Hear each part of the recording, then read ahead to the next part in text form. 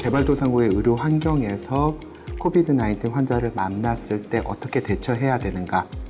다시 이 질문들을 저희가 이렇게 받아들였을 때 실은 이 문제는 어떤 이렇게 명확한 답이 있는 그런 것들은 아니었습니다. 그래서 저희가 이러한 내용들을 어떻게 하면 같이 이야기할 수 있을까 해서 각 분야의 교수님들 한번 모시고 여러 가지 사례들을 중심으로 이 이야기들을 풀어나가고자 합니다. 우리나라가 다른 나라보다 잘한 거는 코로나19를 대량으로 검사할 수 있는 그 시스템을 다른 국가에 비해서 월등히 빠른 시점에 가져간 거거든요. 이 코로나19처럼 전파력이 높은 질환은 초기에 얼마나 잘 잡고서 버든을 줄여주냐가 이후에 관리에 굉장히 큰 영향을 주거든요. 2주 정도 걸렸습니다. 상당히 빨리.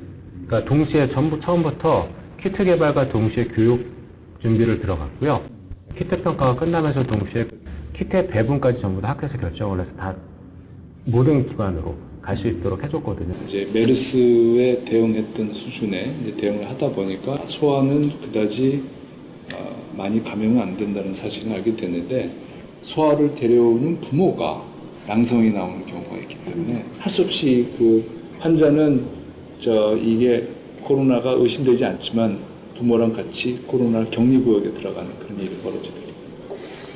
의심 환자가 왔을 때 선별구역에서 엑스레이를 찍고 여기에서 뉴모니아 소견이 보이면 CT를 진행을 하고요. 사실 엑스레이에서 이상 소견이 보이지 않아도 의심이 되는 경우에는 CT를 찍습니다. 왜냐하면 아주 초기에 병변이 서툴해서 엑스레이에서 안 보이는 경우도 있고 인펙션이 되고 시간이 많이 지났어도 거의 끝까지 CT에서 어브노멀 파인딩이 안 보이는 경우들도 리포트가 많이 되고 있어서 초음파 같은 경우에는 그 폐의 바깥쪽에 생긴 콘솔리데이션을 디텍션을 할 수 있고 다른 폐렴에 의한 다른 컴플리케이션, 플로라 이퓨전이 생긴다든지 다른 파인딩이 있는 거를 확인하는 정도로 사용을 하는 게 코비드-19 확진 환자인지 모르고 CT를 찍고 나서 알았을 때는 소독을 하고 지금은 소독하고 나서 4시간 정도 환기시키고 하면은 다시 재사용할 수 있는 걸로 되어 있고 확진 환자 팔로업을 위해서 CT를 찍는 경우에는 이전에 메르스 때 사용했던 그런 그 음압 텐트 같은 게 있습니다. 간이로 되어 있는 거기에 환자를 넣고 그 채로 CT를 찍을 수 있게 그렇게 준비가 되어 있습니다. 코비드-19은 무증상 감염이 리포트마다 다르지만 네. 많게는 80% 된다 이렇게 나오니까 일단 시작이 열을 기준으로 시작을 하고 있잖아요. 그래서 네. 열이 없는 환자도 많기 때문에 네. 열이 있는 상황에서 그 다음 단계로 넘어가는 이 알고리즘을 갖고 있으면 사실은 많은 부분에 실제 코비드-19 환자를 놓칠 가능성이 많아요. 그래서 결국은 그 트리아지는 아마도 이제 폐렴 환자를 선택적으로 중증이죠. 결국은 중증증 내지 중증 환자만 선별을 해서 병원에서 격리 치료하겠다 이런 전략이라고 볼 수 있을 것 같아요. 음압실 있으면 제일 좋은데 그럴 시설이 안 된다고 한다면 응급실 만약에 운동장처럼 넓다 하면은 이 병원 내 전파를 갖다가 조금 막는데 유리할까요? 아니면 그냥 똑같을까요? 음압이라는 시설보다는 결국 1인 격리가 제일 핵심일 것 같고요. 사실 자연 환기라는 것이 굉장히 효율적인 방법인데 꼭 이 코비드-19이 아니어도 자연 환기가 잘만 되면 음압 시설 못지않은 그런 성능이 나오는 거죠. 그래서 시설이 잘 안 돼 있는데 음압 시설이라는 게 없다는 게 꼭 코비드-19 환자를 격리 수용하는 데서 큰 리미테이션이 되는 게 전혀 없고요. 의심되는 환자들이 1인 격리가 되고 그 시설은 충분히 자연 환기가 될 수 있는 공간만 이라면 충분히 수용할 수 있는 거라고 보실 수 있겠습니다. 이게 진단에 필수적이지는 않습니다. 사실은 네. 가장 정확한 거는 PCR 검사잖아요. 근데 그 영상 검사는 이 환자의 상태가 어떤지를 보는 거고 앞으로 어떻게 진행되는지 그 상태 체크를 하는 데 들어가기 때문에 7, 8일 정도에 확인하는 용으로 폐렴이 얼마나 있는지 확인하는 용으로 시행을 하면 그게 가장 이펙티브한 검사 방법이 되지 않을까 싶습니다. 엑스레이 필름만 환자 몸에다 대는데 그거는 이제 소독된 그 지퍼백, 큰 지퍼백 같은 거에 카세트를 넣고 그것만 환자한테 몸에 대고 기계 자체는 떨어져서 촬영을 하기 때문에 그 커버만 매번 바꿔서 시행을 하면은 네. 되니까요. 그 네. 정도는 쉽게 할 수 있을 것 같고, 초음파 같은 경우도 프로브만 환자 몸에 닿잖아요. 이런 경우는 소독된 지퍼백으로 사용을 하면 충분히 할 수 있고, 초음파 젤리도 일회용으로 조그맣게 일회용 치약처럼 나오는 초음파 젤이 있는데, 그걸로 한 번 쓰고 버리는 용도로 사용을 하면 컨태미네이션 없이 여러 환자들한테 검사 시행을 할 수 있습니다. 가장 중요한 건 뭐냐? 그 나라의 검사 역량을 다 조사를 하고 그 역량이 받쳐줄 수 있는 수준까지 환자 수를 줄여야 돼요. 락다운을 해야죠. 네. 그러니까 모든 걸 다 의료로 해결하려고 하면 안 돼요. 네. 지금 이제 감당할 수 없는 수준의 환자가 나왔으면 락다운을 통해서 그 나라의 의료 시스템이 감당할 수 있는 수준까지 떨어뜨려 놓고 네. 그러고 나서 의료 시스템이 새로 생기는 환자를 잡아내면서 관리하는 식으로 가져가야 된다고 저는 생각을 하거든요. 네. 그게 일단은 중요하지 않을까 싶습니다. 대충 그 나라에서 하루에 검사할 수 있는 건수는 대충 파악이 되어 있을 겁니다. 우리나라 같은 경우에는 지금 하루에 검사할 수 있는 건수가 대략 한 6만 건 정도 되거든요. 네.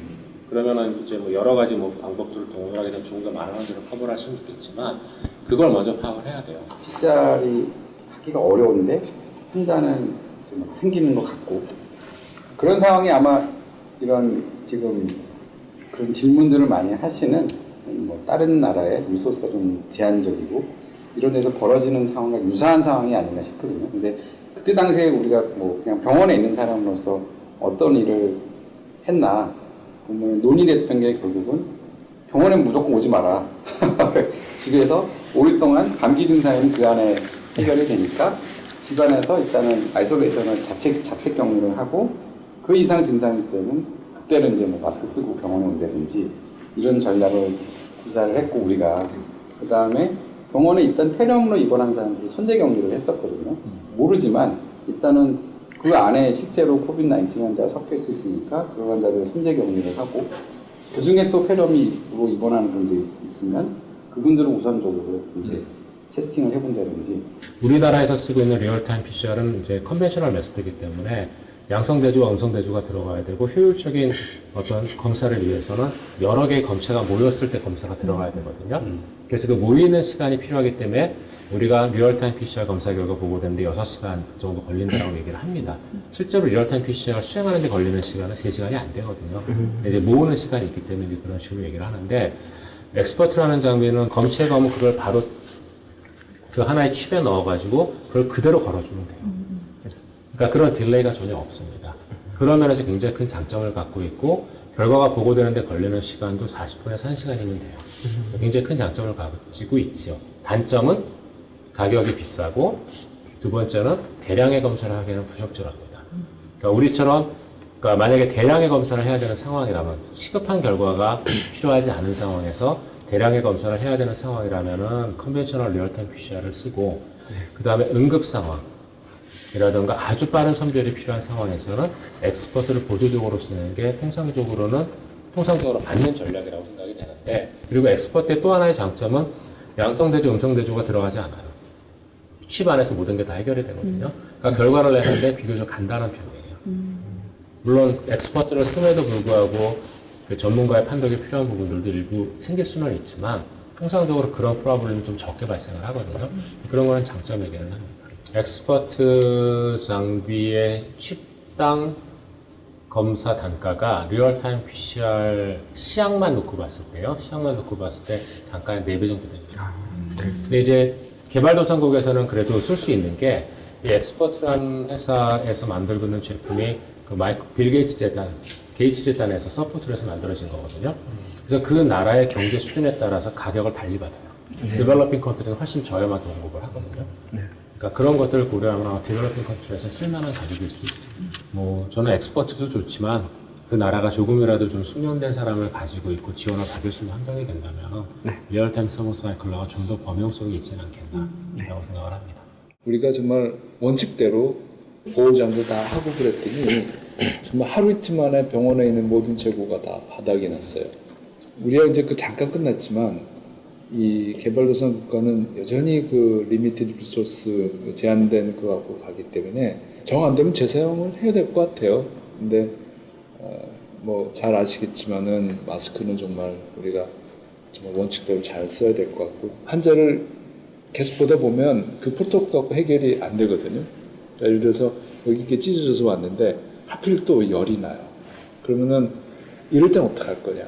사전에 이거 뭐 엑스레이 찍을 겨를도 없이 그래서 응급실 안에 그런 공간, 음압실은 좋고 음압실이 안 되면 하여튼 말씀하신 대로 격리된 공간이 있어갖고 일단 그 환자 집어넣고 우리가 보호자고 잘 입고서 매니지 하다가 나중에 코비드-19이 나오는지 안 나오는지 봐야 되니까 그런 시설들이 꼭 갖춰줘야 되지 않을까.